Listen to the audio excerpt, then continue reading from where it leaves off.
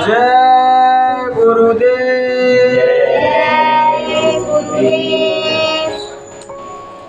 कल हम हॉस्पिटल गए तो हम वहाँ जितने भी डॉक्टरों को देख रहे थे सबों के केबिनों में अपने अपने गुरु की तस्वीर टंगी थी। जिनों के डॉक्टरों के जो गुरु थे उन डॉक्टरों ने सबों ने अपने अपने केबिनों में अपनी गुरु की तस्वीर लगा रखी थी।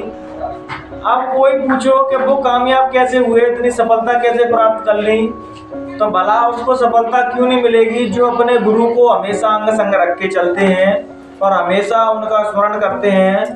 उन भक्तों को, उन व्यक्तियों को जो अपने गुरु को सर्वधारी रख के चलते हैं, उन्हें जीवन में कभी भी विफलता नहीं मिलती। तो कबीर साहब ने भी कहा है कि गुरु को राखिए सार पे चलिए आज्ञा माई, कहे कबीर दास को तीनों लोग बहनाई। जो गुरु की आज्ञा से चलते हैं, उनके आदेशों का पालन करते हैं, जो गुरु की भक्ति स्मरण करते हैं, उनके बताए हुए रास्ते पे चलते हैं, उन्हें जीवन में कोई भी समस्या नहीं आती। वो जो भी काम करते हैं उसमें उनको जरूर सफलता मिलती है और अपने धर्म पूर्वक आचार को करके और अपने मुक्ति और मोक्ष का कारण बनती हैं। दोस्तों, आज आप लोग देख रहे होंगे कि हम अपने शौक करने के लिए तो करोड़ों अरबों रुपए खत्म कर देते हैं। जब कहीं दान पुण्य की बात आती है, कहीं अच्छे कर्मों की बात आती है, तो हम लोग इतना दिमाग लगाते हैं क्या करेंगे दान पुण्य करके, क्या करेंगे ऐसा करके, वैसा करोगे। तो दोस्तों, जो आप अच्छे कर्मों में धन लगाओगे और सद्भावना के, जहाँ भगवान का भजन हो रहा हो, परमात्मा का कीर्तन हो रहा हो, वहाँ आप कुछ भी ले जाओगे तो आपको उसको दुगना फलस्वरूप मिलता है, क्योंकि आपने अपने धन को अच्छे कामों में लगाया। हर व्यक्ति भगवान का भजन नहीं कर सकता 8-8-9 घंटे, तो सबको परमात्मा ने अलग अलग दायित्व दे दिए हैं कि अगर वो अपने धन को धर्म से जोड़ता है तो उसके धन में उन्नति होती है, और जो लोग अपने धन को धर्म से नहीं जोड़ते उनका विनाश ही होता है और वो अपने नरक की जगह निश्चित कर रहे हैं। क्या आपने देखे होंगे आज जो भी लोग भोग विलासों में डूबे हैं वो अपना जे लोग तो बिगाड़ ही रहे हैं, साथ ही साथ उस पर लोगों को भी बिगाड़ रहे हैं। आज हम सड़क से आ रहे तो देखा एक लड़कियां सिगरेट पी रही हैं, तो आज देखो कि हमारे भारत की भूमि कभी ऐसी तो नहीं रही थी कि जहाँ स्त्रियां सिगरेट पी रही हैं, चरित्रहीन हो गई हैं। तो क्या आप बताइए, क्या धरती पे हम लोग, जहाँ राम ने और कृष्ण ने जन्म लिया, कितने महापुरुष इस धरती पे आए, तो क्या हम कल्पना कर सकते हैं कि जो हमारी वही भूमि है जहाँ स्त्रियां सिगरेट पी रही हैं, बालिका सिगरेट पी रही हैं। अगर आप अपने बच्चों को धर्म से नहीं जोड़ेंगे, किसी महापुरुषों के सानिध्य में नहीं लाएंगे दोस्तों, तो आप देख रहे हैं कि बच्चों का पतन कैसे होता जा रहा है। आज के बच्चों का कोई चरित्र नहीं बचा है, चाहे वो 10 साल का हो, चाहे 15 साल का हो, चाहे 20 साल का, 50 साल का हो, लेकिन जो व्यक्ति धर्म कर्म से जुड़े हुए हैं वो आज भी उनके घर में सुख शांति बह रही है। इसका सबसे बड़ा कारण क्या, उनने परमात्मा की शरण ले रखी है, किसी न किसी सदगुरु के सानिध्य में बैठे हैं और उनके बताए हुए मार्ग पर चल रहे हैं, तो उनके जीवन में सुख शांति है। सदगुरु के पांव छीलेना या उनका आशीर्वाद लेना ही कृपा नहीं है, उनके बताए हुए कदम पे चलना जे सबसे बड़ा हमारा, अपन कहते हैं कि हमने धन दान दे दिया, हमने जे दान दे दिया। मैं तो सबसे बड़ा दान उसी को मैं मानता हूँ कि जिस महापुरुषों ने तुम्हें जो आदेश दिए हैं, जो तुम्हें सदमार्ग पर चलने की प्रेरणा दी है, आप उस मार्ग पर चल रहे हो, आपने सदगुरु को सबसे बड़ा दान दिया है। और आप पैसा रुपया तो सदगुरु को दे देते हैं, लेकिन जो वो रास्ता बताते हैं सदमार्ग पर चलने का, आप उस पर नहीं चलते। तो दोस्तों, ऐसा कोई जुड़ना नहीं है, कोई मतलब का जुड़ना नहीं है। जुड़ना सच्चा तभी होता है किसी से भी जब हम उनके बताए हुए रास्ते पे चलने लगते हैं। आज गुरु महाराज ने कहा था कि आप शाकाहारी हो जाइए, चरित्रवान बनिए। गुरु महाराज ने कहा अगर आप शाकाहारी हो जाएंगे, चरित्रवान हो जाएंगे, भजनानंदी हो जाएंगे, तो तुम्हारी पूजा ना करवा दूं तो बाबा जय गुरुदेव मत कहना मुझे। जो सदमार्ग पे चलता है दोस्तों, उसकी सारी शक्ति ब्रह्मांड की उसके साथ हो जाती हैं, और जो गलत मार्ग पे चलता है उससे कोई भी देवी देवता, कोई भी शक्तियाँ उससे खुश नहीं रहती। जो सदमार्ग पे चलते हैं, जो वो कह देते हैं वो पूरा हो जाता है। तभी तो कहा गया है कि संत वचन पत्थर की लीका, मोर मुकुट चाहे पड़ जाए फीका। भगवान ने खुद कहा है कि मेरे वचन भी फीके पड़ जा सकते हैं, लेकिन किसी भक्त ने, किसी साधक ने, किसी संत ने कुछ वचन दे दिए तो मैं उनके वचनों का पालन जरूर करता हूँ, क्योंकि उन्होंने सब कुछ दुनिया जो मेरे ऊपर छोड़ दी है, तो क्या मैं इस दुनिया में उनकी मदद नहीं कर सकता?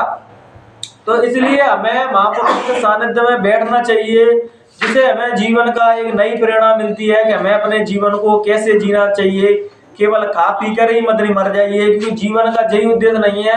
अगर खा पीने तक की सोच रहे हो आप, तो आप में और जानवरों में कोई फर्क नहीं है, क्योंकि जानवर भी खा रहा है और सो रहा है, लेकिन आप में इतना विवेक दिया है परमात्मा ने कि आप उसका स्मरण भी कर सकते हैं। तो आप बुद्धि चलाते हैं, इस खोपड़ी को चलाते हैं। जब धर्म के मार्ग पे आते हैं तो खोपड़ी को मार रख के आया करें जहाँ जूते चप्पल तलते हैं। तो जब अष्टावक्र ने सीता मैया के पिता को जब ज्ञान दिया था, तो सीता माता के पिता जनक थे। उन्होंने जनक ने कहा था कि मुझे इतनी देर में ज्ञान प्राप्त हो जाए जितनी देर में व्यक्ति एक घोड़े पे बैठता है। तो अष्टावक्र ने उनसे यही कहा था कि हे राजन, अगर तुम्हें ऐसा ज्ञान प्राप्त करना है, उस आत्म तत्व को प्राप्त करना है, उस ज्ञान को, तो तुम्हें अपनी बुद्धि को पहले वहां रखना पड़ेगा जहाँ जूते चप्पल उतरते हैं। क्योंकि जब अपनी बुद्धि को नीचे रख देते हैं, जमीन पर रख देते हैं बिल्कुल महापुरुषों के सानिध्य में, तो हमें ज्ञान सहज ही प्राप्त हो जाता है। अभी ज्ञान हमें इसलिए प्राप्त नहीं होता क्योंकि ज्ञान के आड़े सबसे बड़ी व्याधा क्या है कि हम अपनी बुद्धि लड़ा देते हैं, और ज्ञान हमेशा हृदय के तल पर बोला जाता है और सुना जाता है। गुरु शिष्य का ज्ञान आदान प्रदान तभी होता है कि गुरु भी हृदय से बोल रहे हैं और शिष्य भी उसको हृदय से धारण कर रहा है। तभी गुरु पे कृपा दृष्टि शिष्य पे बरसती है गुरु की। जब हम अपनी खोपड़ी लगाने लगते हैं, दिमाग लगाने लगते हैं, तो हम अपना ही विनाश कर लेते हैं। गुरु महाराज के पास करोड़ों जनता रही थी, लेकिन किसी बिरला को, एक आध लोगों को भी ज्ञान हुआ होगा, शायद मुझे नहीं लग रहा कि शायद एक आध को भी हुआ होगा। क्यों? क्या उनके पीछे तो लगे रहे, लेकिन जो उन्होंने रास्ता बताया था उस पर कोई नहीं चला था।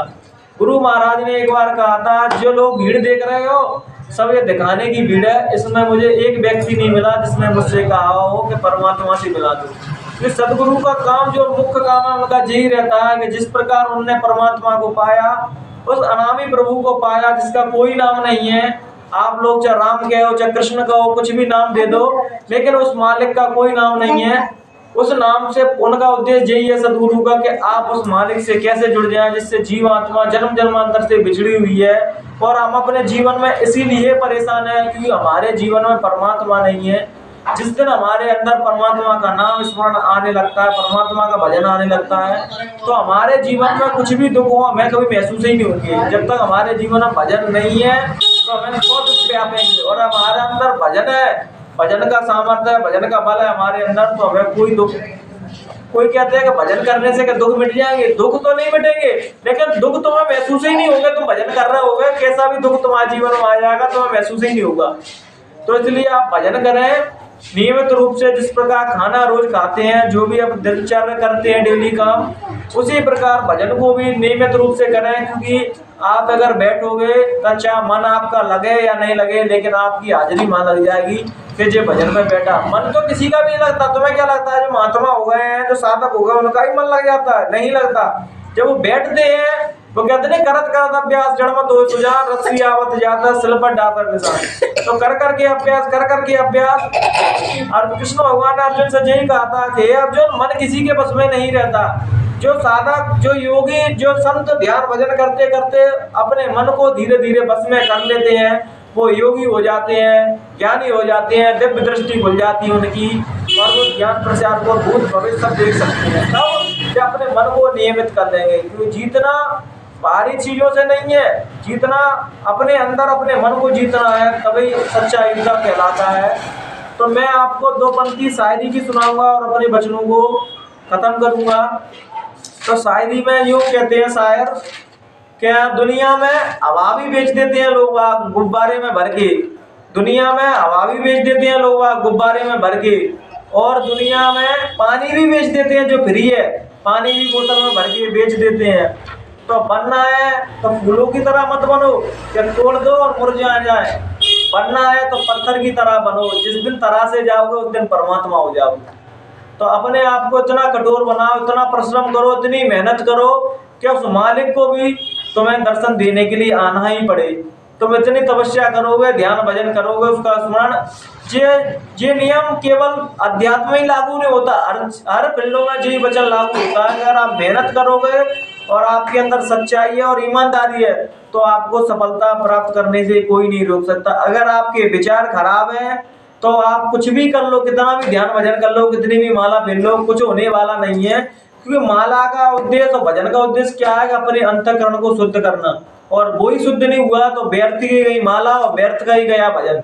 जिस दिन हमारा अंतःकरण शुद्ध हो गया, वो व्यक्ति चाहे भजन करे या नहीं करे, वो चलता फिरता महात्मा है, चाहे वो स्त्री हो, पुरुष हो, बच्चे हो, लड़की हो, कोई भी हो। और जिसने अपने वचनों को, अंतःकरण को सुधार लिया, वो व्यक्ति पूजनीय है। वो कोई भी हो, किसी भी जात का हो, किसी का भी मजहब का हो, वो व्यक्ति पूजनीय है। तो कृपया हम जात मजहब में ना फंसे, अपने आप को विराट बनाए, सारी जंजीरों को तोड़ें। और वो कहते नहीं कि जात ना पूछो साधु की, पूछ लीजिए ज्ञान, और मोल करो तलवार का, पड़ी रहने दो ज्ञान बात। तो कहते हैं कि हमेशा संतों के पास बैठो तो उनकी जाति मजहब ना तराशने लगो, वो किस जाति के हैं, किस मजहब के हैं। ये देखो कि उनके अंदर परमात्मा की भक्ति है या नहीं, परमात्मा का नाम है या नहीं। जब उनके चरणों में बैठते हैं तो हमें शांति मिलती है। समझना वही सच्चे संत हैं, सच्चे महापुरुष हैं और सच्चे बुद्ध पुरुष हैं, सच्चे सदगुरु हैं। आज के विचारों को हम यहीं विराम देंगे। अगर मुझसे कहने सुनने में कुछ भी गलतियां हुई हो तो अपना छोटा भाई समझ के मुझे प्रणाम, माफ कर देना। जय गुरु।